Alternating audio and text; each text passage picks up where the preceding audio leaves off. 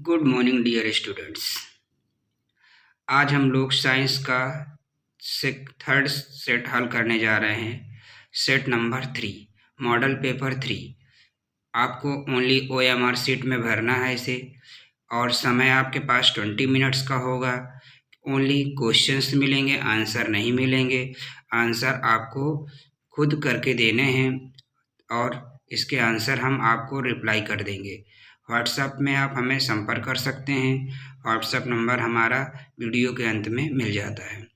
आप इसे देख सकते हैं और इनको फिल करके भेजिए ताकि आपकी पढ़ाई अच्छी हो और अच्छे नंबरों से आप पास हो सकें।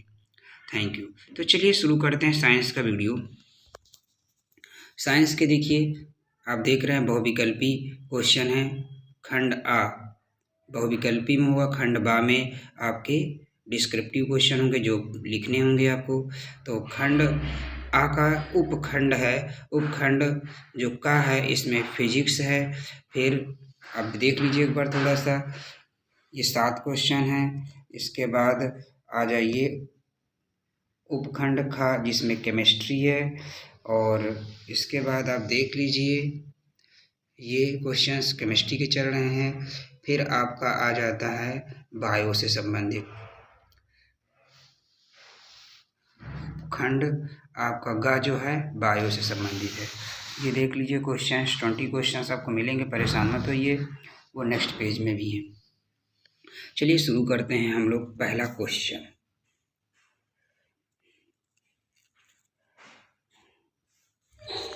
देखिए, ये रहा आपका पहला क्वेश्चन।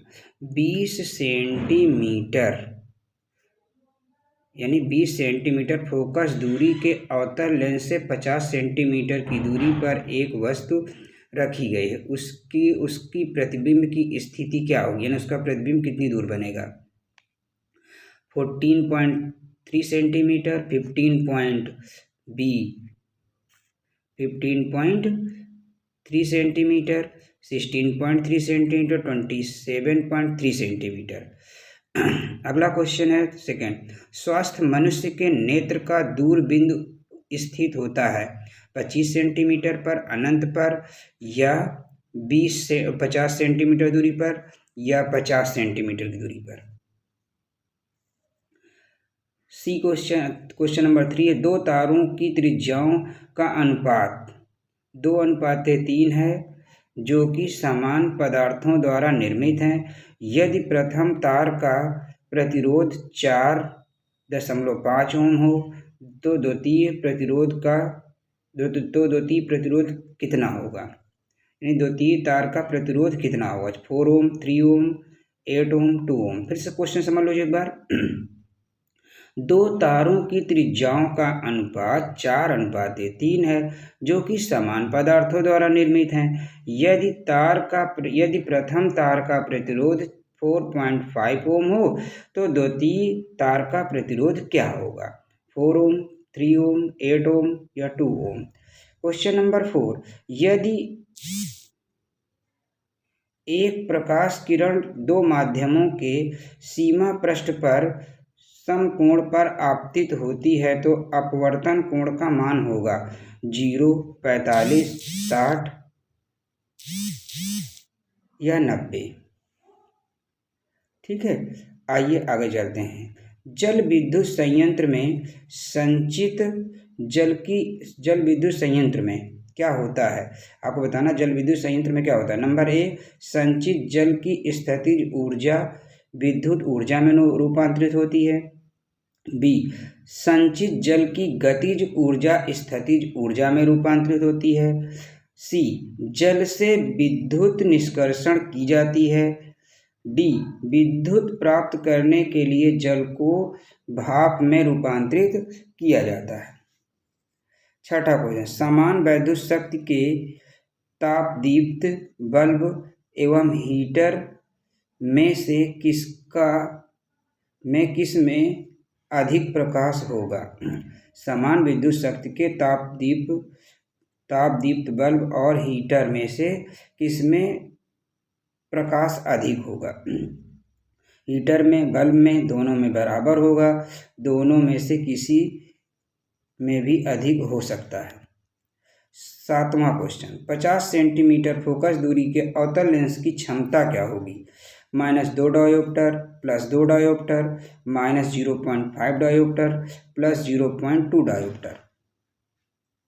ये उपखंड बी है यानी खा है, जिसमें केमिस्ट्री के क्वेश्चन मिले हुए हैं। देखिए, दिए गए एक जलीय विलयन के पीएच का मान 9 है तो विलयन कैसा होगा?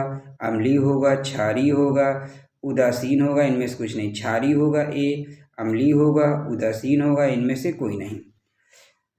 अभिक्रिया CaOCl2 + H2SO4 तन मिलाते हैं, यानी CaO ब्लीचिंग पाउडर ऐसे बोलते हैं। CaOCl2 ब्लीचिंग पाउडर में सल्फ्यूरिक अम्ल मिलाने पर क्या बनता है?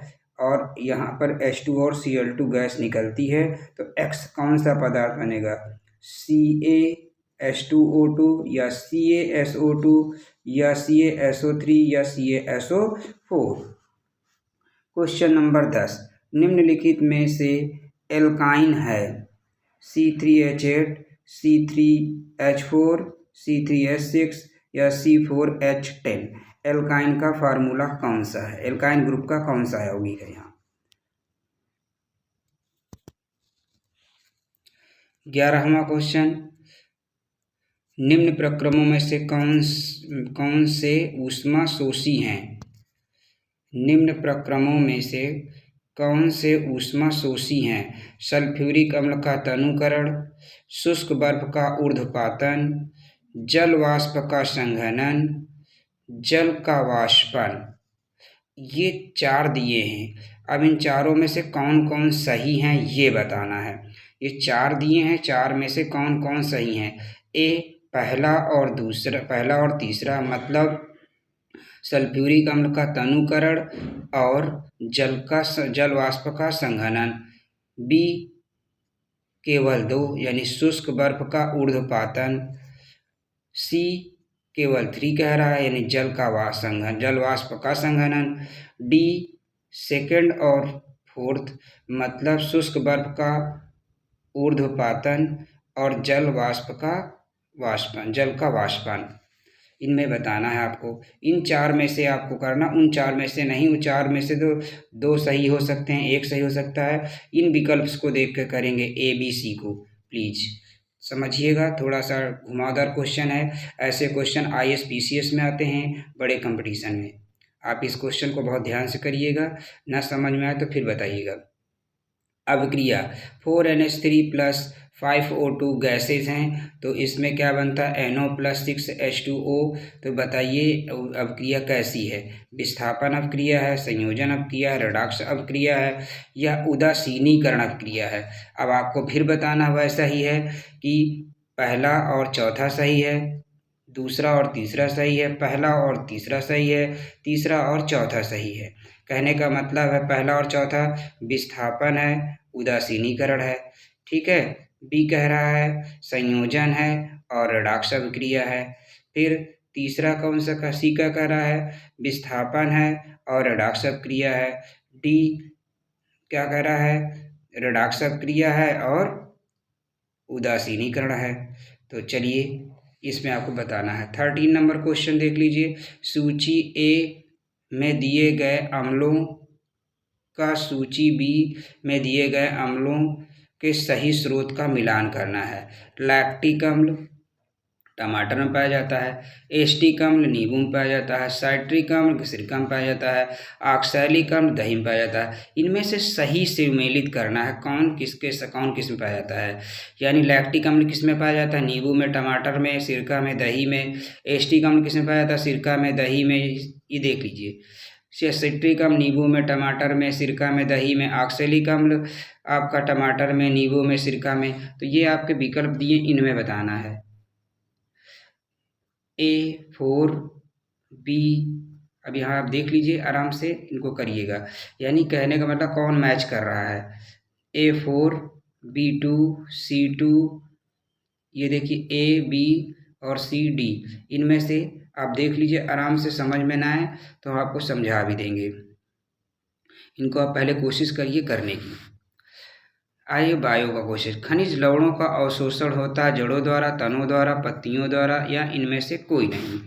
अगला क्वेश्चन है 15वां, फ्लोएम द्वारा भोजन का स्थानांतरण होता है सुक्रोज के रूप में, प्रोटीन के रूप में, हार्मोन्स के रूप में, वसा के रूप में।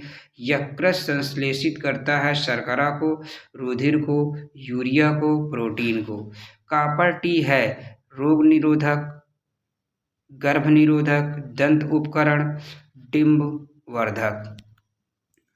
18वां क्वेश्चन है तापीय विद्युत संयंत्रों में प्रयुक्त होने वाले ईंधन हैं जल, यूरेनियम, जैव मात्रा, जीवाश्म ईंधन। ये बताना है 18वां क्वेश्चन। 19वां क्वेश्चन है निम्नलिखित में से कौन सा ऑक्सीश्वसन के लिए उचित है। ये विकल्प देख लीजिए आप। ऑक्सीश्वसन के लिए कौन सा उचित है। ग्लूकोज, माइटोकॉन्ड्रिया, पायरुवेट, साइक्लोप्लाज्मोड। देख लीजिए पूरा आराम से, इसको आप सॉल्व करके बताइएगा। हम फिर अगले वीडियो में आपको समझा देंगे पूरा। इसको आप केवल अभी सॉल्व करिए।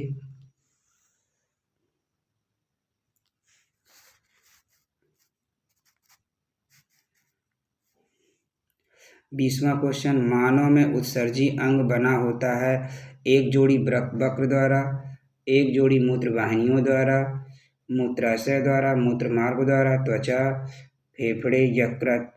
अब इसमें आपको बताना कौन कौन से सही हैं। विकल्प ए पहला, दूसरा, तीसरा, पांचवा सही है। बी पहला, दूसरा, तीसरा, और सातवां सही है।